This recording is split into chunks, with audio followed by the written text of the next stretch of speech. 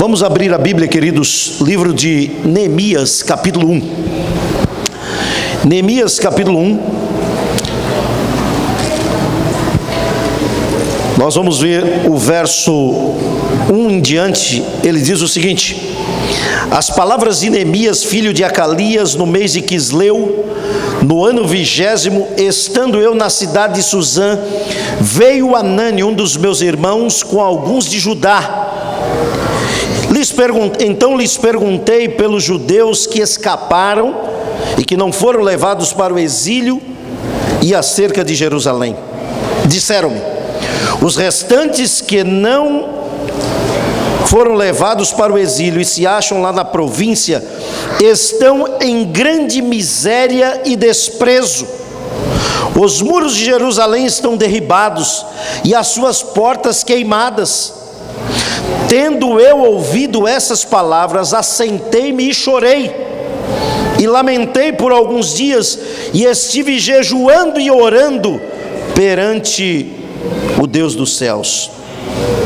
Então disse: ah, Senhor Deus dos céus, Deus grande e temível, que guarda a aliança e a misericórdia para com aqueles que te amam e guardam os teus mandamentos, estejam, pois, atentos os teus ouvidos e os teus olhos abertos para acudires à oração do teu servo, que hoje faço a tua presença dia e noite pelos filhos de Israel, teus servos, e faço confissão pelos pecados dos filhos de Israel, os quais temos cometido contra ti, pois eu e a casa do meu pai temos pecado.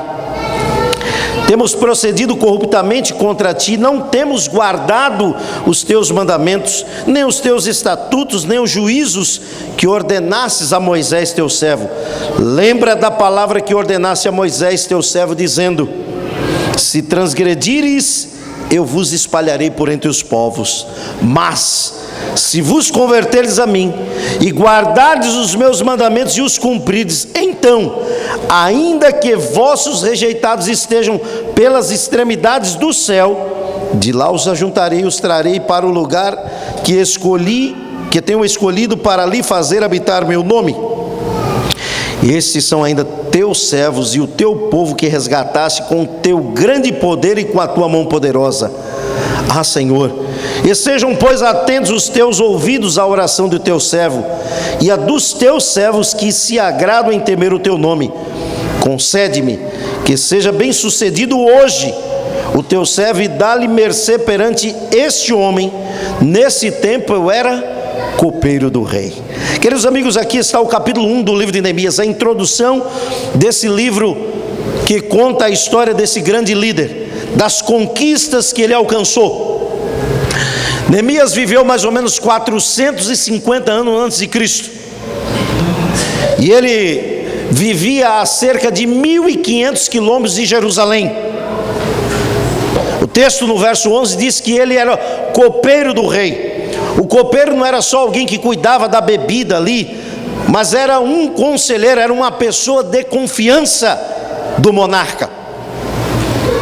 E Neemias, ocupando aquela posição relevante de destaque ali no governo, ele, apesar de estar numa área de conforto, numa situação muito agradável, ele estava preocupado com os seus conterrâneos que estavam a mais de 1.500 quilômetros.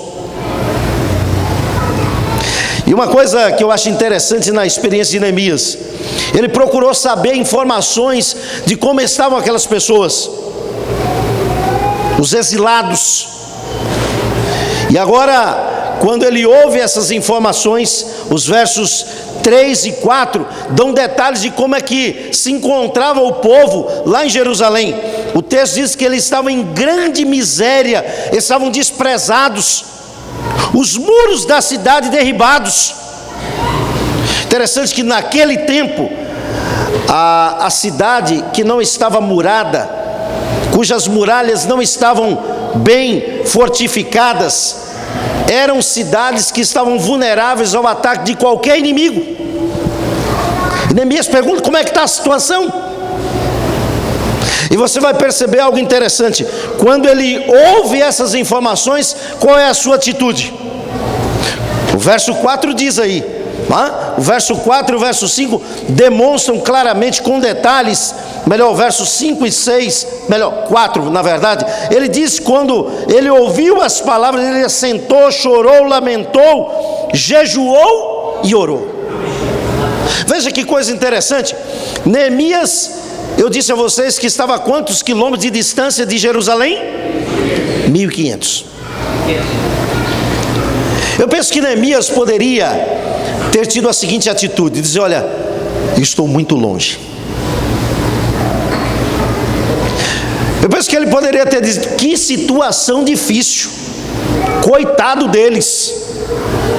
Neemias talvez poderia ter dito o seguinte: olha que justificativa ele poderia ter dito. Ele disse: não tenho recursos, não tenho condições de ajudar. Talvez ele pudesse dizer o seguinte: eu só vou orar e está muito bem, porque diz o texto que ele começou a orar e jejuar. Talvez ele pudesse dizer: olha, as responsabilidades que eu tenho aqui são muito grandes, não posso fazer muita coisa, eu estou ocupado. Talvez ele pudesse pensar: sozinho eu não posso fazer diferença alguma. Mas eu louvo a Deus porque a história de Neemias mostra um homem de atitude, um homem proativo, que não ficou indiferente à situação de crise, de miséria, de desprezo que o seu povo enfrentava. Ele poderia dar essas múltiplas justificativas que apresentamos, mas qual foi a sua atitude? Ele assentou, ele orou, ele chorou, e durante 4 meses ele esteve na presença de Deus esperando uma oportunidade. E a história conta que quando essa oportunidade chegou, ele tomou-a e fez a diferença. Um homem que sabia que os muros de sua cidade estavam derribados há mais de 90 anos.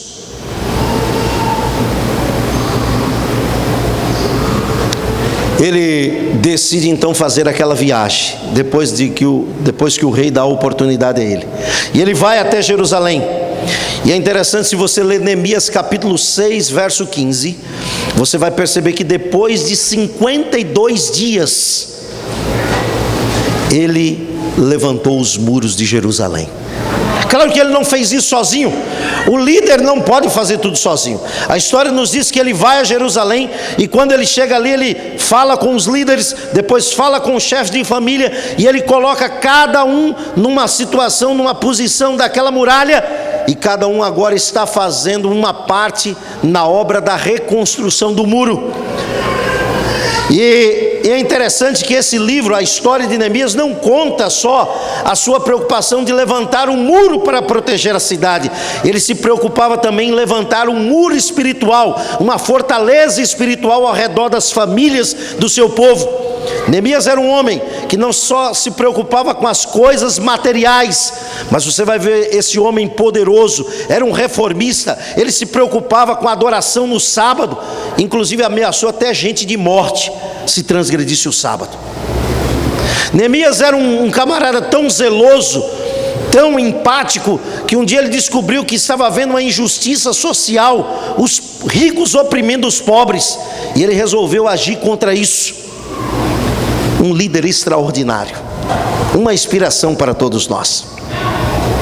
O tema da mensagem desta manhã é: nós podemos fazer mais. Neemias, apesar de distante, ele decidiu fazer mais do que orar, mais do que saber a informação. Neemias resolveu reagir, resolveu agir em prol do seu semelhante.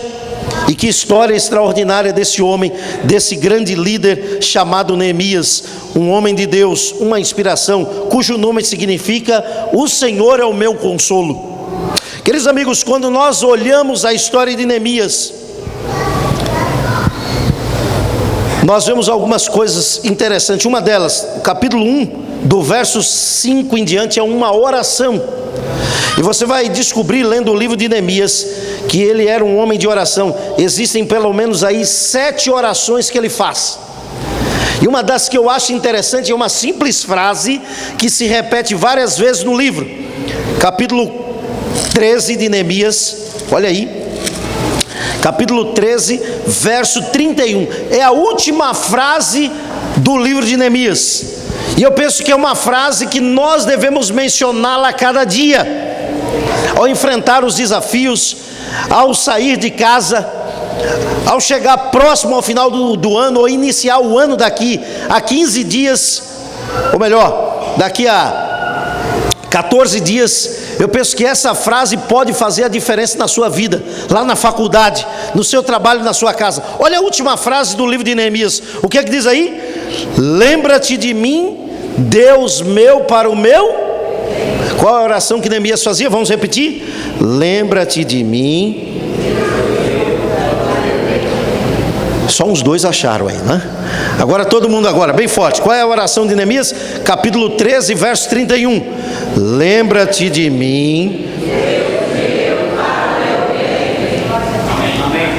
Lembra-te de mim, Deus meu, para o meu bem.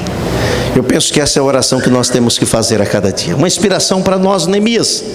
Sabe, queridos, nós podemos fazer mais. Assim como Neemias procurou saber as notícias do seu povo, certamente nós estamos inteirados do que está acontecendo no nosso mundo ao redor. Não precisa ir a 1.500 quilômetros de distância para perceber que ao nosso redor, crise, miséria, desprezo, sofrimento, mortandade está ao nosso redor. E qual tem sido a nossa atitude? Será que nós podemos nos justificar dizendo: olha, o que eu posso fazer? Eu só vou orar, eu não tenho muitos recursos, eu estou ocupado. Ou será que a nossa atitude tem sido a atitude de Neemias, a de reagir, a de trabalhar para mudar o quadro que se apresenta diante de nós? Sabe, queridos, nós estamos vivendo no tempo do fim. E a Bíblia nos diz, lá no livro de 2 Timóteo, capítulo 3,15, que esse tempo seria um tempo de crise, seria um tempo difícil. Vamos ver o texto que diz 2 Timóteo 3, verso 15. Olha aqui o apóstolo Paulo, ele dizendo aqui, página 175 do Novo Testamento, 2 Timóteo, capítulo 3, verso 15, ele diz: sabe, porém, isto: nos últimos dias sobrevirão que tipo de momento? Tempos o quê? Difícil. Ainda bem que nós não estamos nesse tempo, amém? Estamos no tempo do fim, sim ou não? Sim. Estamos. Segundo a profecia bíblica, nós já estamos no tempo do fim desde 1798. Desde 1798 nós estamos navegando no tempo do fim. E os tempos estão fáceis ou estão difíceis? Cada momento que se passa vai se tornando mais difícil.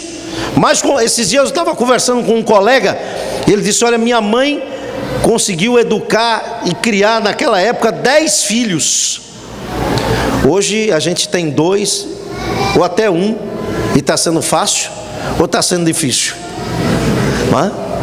O tempo está difícil, tempo de crise. E aí ele diz: pois os homens serão egoístas, avarentos, jactanciosos, arrogantes, blasfemadores, desobedientes aos pais, ingratos, irreverentes, desafeiçoados, implacáveis, caluniadores, sem domínio de si, cruéis, inimigos do bem, traidores, atrevidos, enfatuados, mais amigos dos prazeres que amigos de quem? Que amigos de Deus.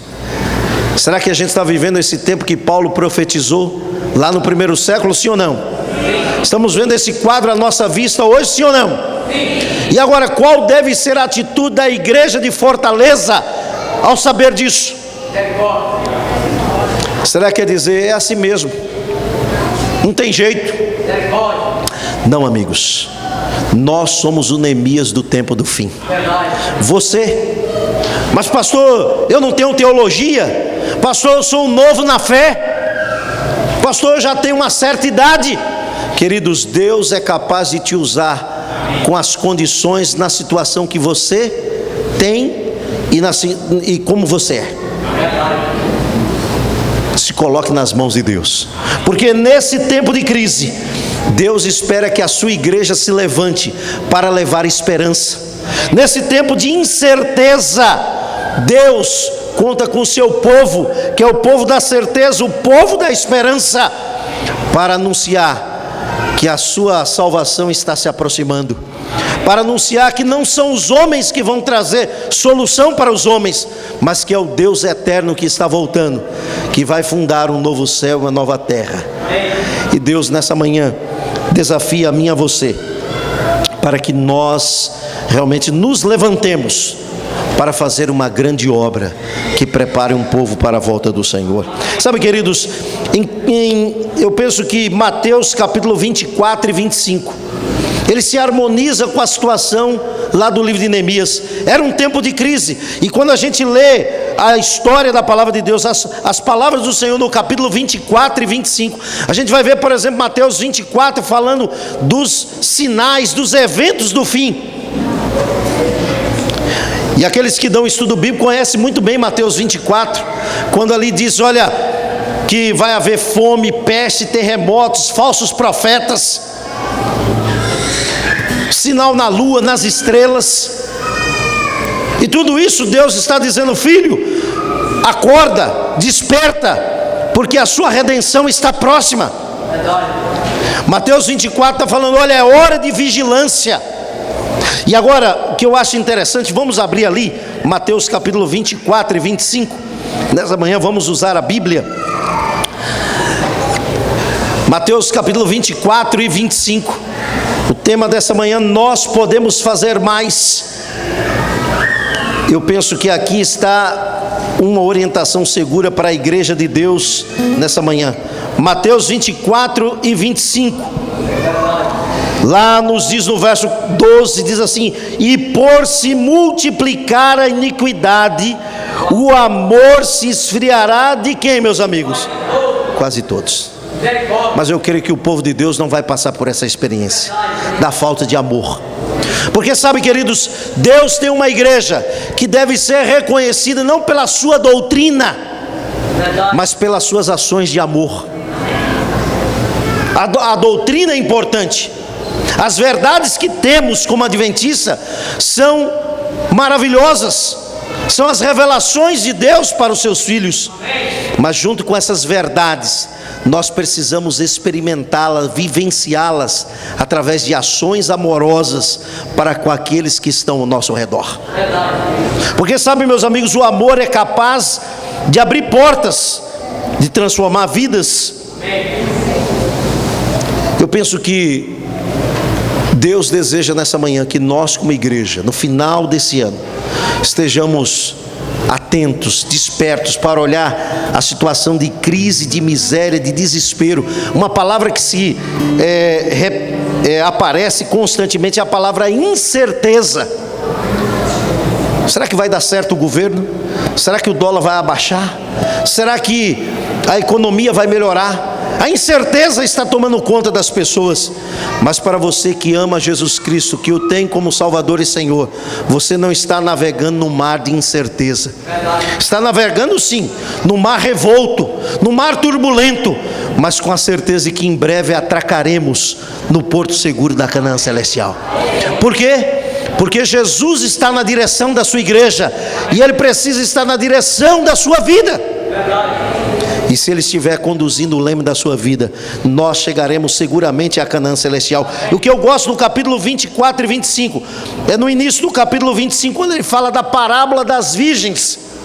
E Jesus cita essa parábola, falando dos eventos finais, mostrando a todos nós que todos temos uma necessidade de manter comunhão com Ele, não somente no 7º dia, mas durante os 7 dias da semana. Verdade, amém.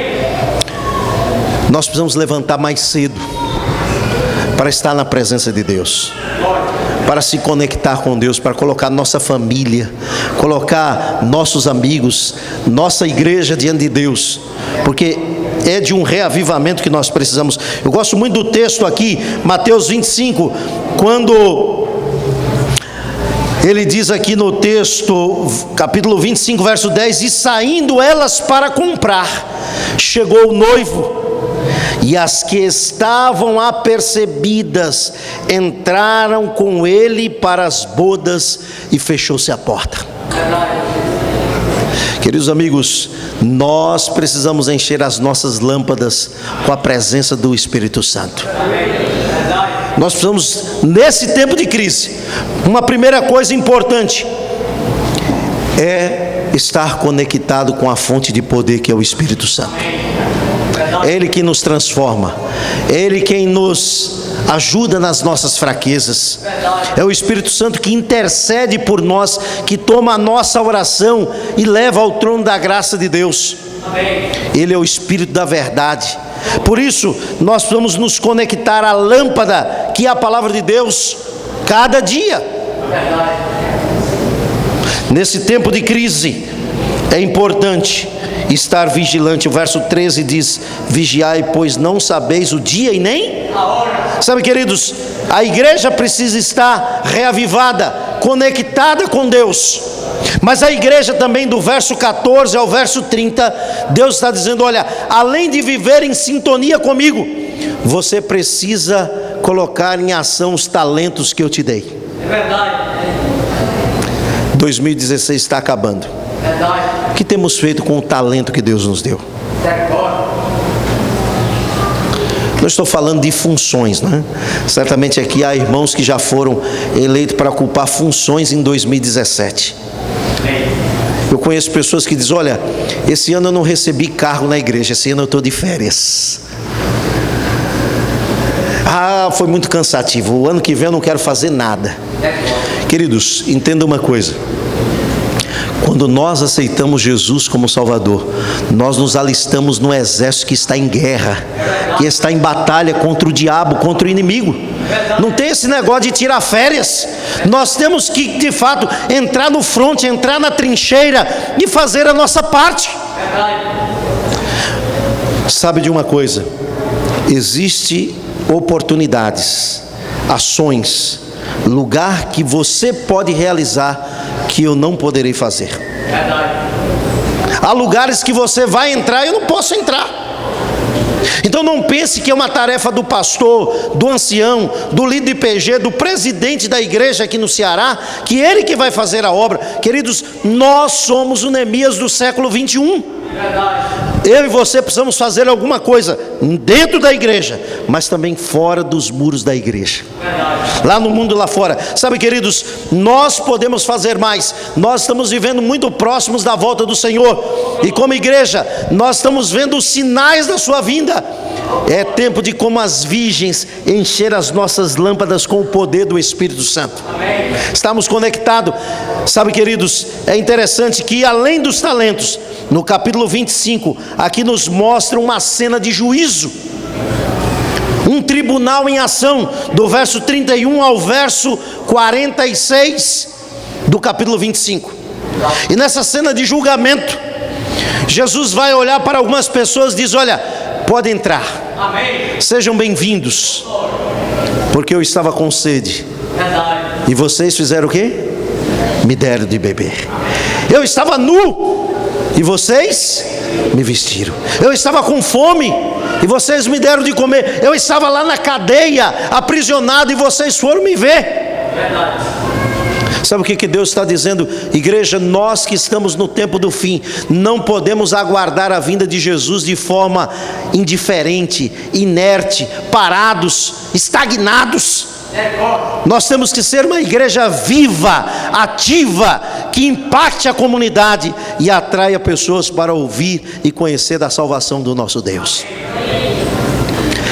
Estamos terminando mais um ano, e eu pergunto: o que a igreja de Fortaleza tem feito? Quando eu digo igreja, não é esse prédio, porque esse prédio pode estar fechado durante toda a semana.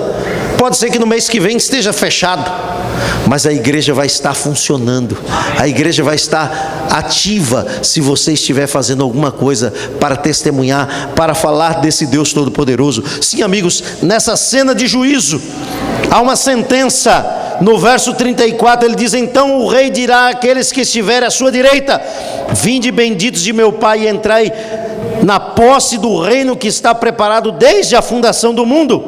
Amém. Mas tem uma outra sentença, uma sentença triste no verso 41. Então o rei dirá aos que estiverem à sua esquerda: apartai-vos de mim, malditos, para o fogo eterno, preparado para o diabo e os seus anjos, porque tive fome e não me deste de comer, tive sede e não me deste de beber, sendo forasteiro não me hospedaste, estando nu não me vestiste, achando enfermo não foste ver-me, preso não foste ver-me. E então lhes perguntarão: Senhor, quando foi que tivemos com fome, com sede, forasteiro, nu, enfermo ou preso, e não te assistimos? Então lhe responderá: em verdade vos digo, que sempre que o deixastes de fazer a um desses meus pequeninos irmãos, a mim o deixaste. Queridos amigos, estamos no mês de dezembro. Esse mês é assim contagiante com a solidariedade. Mas esse espírito de solidariedade, de ajuda, de auxílio, tem que ser o ano todo. Ontem eu tive o privilégio de ir com a equipe da Associação Cearense aqui, num asilo. Como é que é o nome ali? Lar Torres de Melo. Levamos ali algumas coisas, não foi muita coisa, mas foi o que podemos conseguir arrecadar. Sabe o que me impressionou ali? Foi que quando nós estávamos saindo, uma daquelas pessoas ali, um cidadão se aproximou, já idoso, e disse: vocês precisam vir aqui mais vezes. Não é só em dezembro, não é só no mutirão de Natal, no mutirão de inverno. A igreja precisa ser uma igreja viva, ativa, comprometida o ano todo. A igreja é uma comunidade que existe, que não existe para si mesmo. A igreja precisa ser relevante para a comunidade. Queridos amigos, Deus conta com a sua igreja no tempo do fim. E lá na cena de julgamento diz: porque todos devemos comparecer diante do tribunal de Cristo, para que cada um receba segundo tiver feito no corpo, do corpo, bem ou mal. Sabe, queridos, a verdadeira religião é prática. A bondade na prática é o único tipo de religião reconhecida no juízo divino. Lembra-se do samaritano? Ali está uma situação de ser e fazer. Não basta ser, nós temos que fazer. Aqueles homens eram religiosos, mas eles não estavam preocupados com aquele que estava ali caído. E nessa manhã Deus está despertando a todos nós para fazermos alguma coisa. Pastor, eu tenho medo de ir para a cadeia, tenho medo de presídio. Pastor, eu não gosto de hospital. Mas tem alguma coisa que Deus quer fazer em você e através de você. De alguma maneira Ele pode te usar, e Ele vai usar, porque fazer o bem faz o que, meus amigos? Faz bem. Amigos, eu estava lendo esses dias o livro Beneficência Social, e ali tem uma história que Ellen White conta de um homem que estava doente, e ela disse: olha, comece a fazer alguma coisa, e você vai ver que a sua situação vai mudar. Nós temos que fazer alguma coisa. Fazer o bem faz bem. Deus nos comunica suas bênçãos, a fim de que as possamos transmitir a outros. Você é um abençoado, sim ou não? Sim. Olhe para a pessoa do seu lado e diga: eu sou um abençoado. Parece que tem alguns que não estão sendo abençoados. Cadê? Como é que é? Eu sou o quê? Aí agora você vai dizer: nós podemos fazer mais.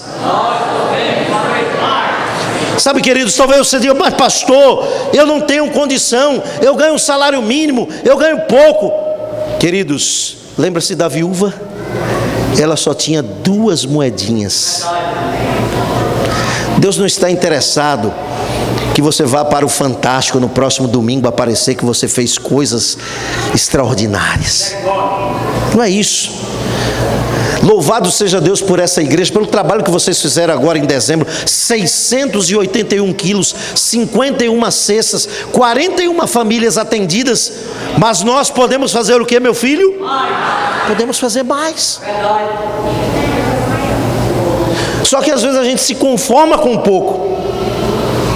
Nós podemos, sabe, as bênçãos que Deus coloca na tua vida não é para você.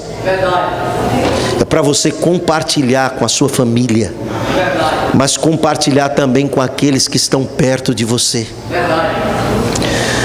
Lendo o livro Beneficência Social, ali mostra que Deus permitiu que os pobres existissem, para que nós que temos o pouco que seja, pudéssemos compartilhar com eles, porque isso faz diferença na nossa vida.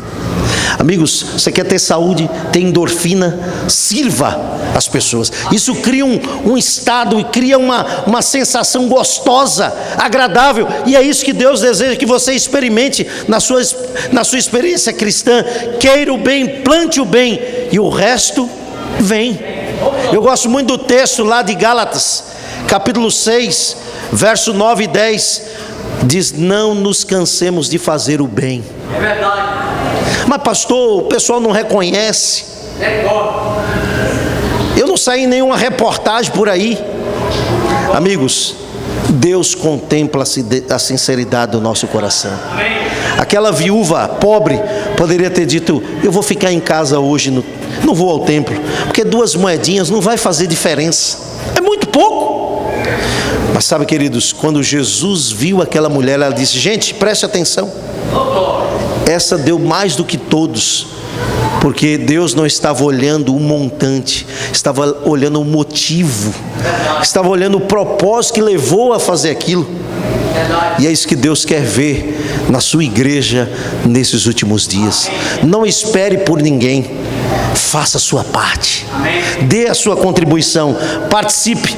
Não é pesado, meu irmão. Gosto muito disso aqui, não é? Diz que alguém estava, um garoto carregando o irmão, disse: rapaz, deixa ele andar, ele se vira sozinho. E aí o garoto disse: não é pesado, meu irmão. Quando Deus se serve, quando se serve a Deus, ajudar ao próximo não é um fardo. É o que, meus amigos? É uma honra. Que esse seja o espírito da igreja aqui em 2017. Que os pequenos grupos daqui tenham esse propósito. As duplas missionárias.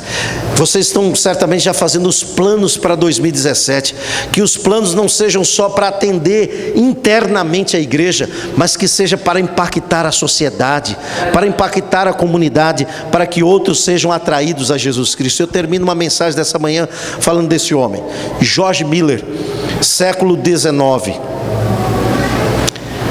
Ele saiu da Alemanha para a Inglaterra, se converteu aos 20 anos, foi para a cadeia antes dos 20 anos, fez um monte de coisa errada, mas quando ele se encontrou com Jesus, a sua vida mudou.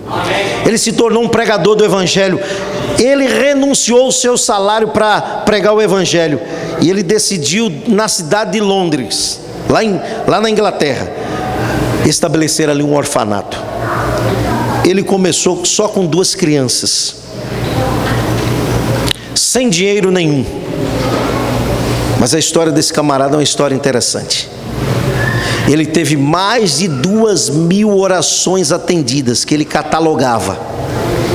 Uma delas, ele estava fazendo uma viagem da Inglaterra para a América, e quando o navio estava prestes a sair, um nevoeiro muito forte, e o comandante disse: olha, nós não podemos viajar, senhor Miller. Ele perguntou: por que o navio ainda não partiu? Se não podemos, a neblina está muito densa, pode acontecer um acidente. E esse era um homem que dependia de Deus. Ele disse: não, mas eu preciso estar lá na quarta-feira, mas não dá para viajar. Ele disse: comandante, vamos orar. Amém. E o comandante: mas não vai resolver. Aí disse: então tudo bem, eu vou orar assim mesmo. Se ajoelhou ali, começou a orar, disse: Deus, o Senhor me conhece, o Senhor sabe da minha necessidade, o Senhor sabe desse compromisso, tira esse nevoeiro. E quando ele se levantou, o comandante disse: então agora é a minha vez de orar. Ele disse: não, por favor, nem ore, porque você não tem fé, você não acredita. E quando nós saímos daqui dessa cabine, eu creio que o nevoeiro vai sair daí. E foi isso que aconteceu. Esse homem, sem recursos, abriu um orfanato para 2.000 crianças na Inglaterra. Sem recursos. Ele não fazia nenhuma alimentação, mas todo dia aquelas crianças tinham alimento. Por quê? Porque quando alguém se coloca nas mãos de Deus, Ele abre o caminho. A igreja aqui no Ceará tem muito para fazer. E se todos os seus 60 mil membros fizerem a sua parte, nós vamos fazer a diferença em nome de Jesus.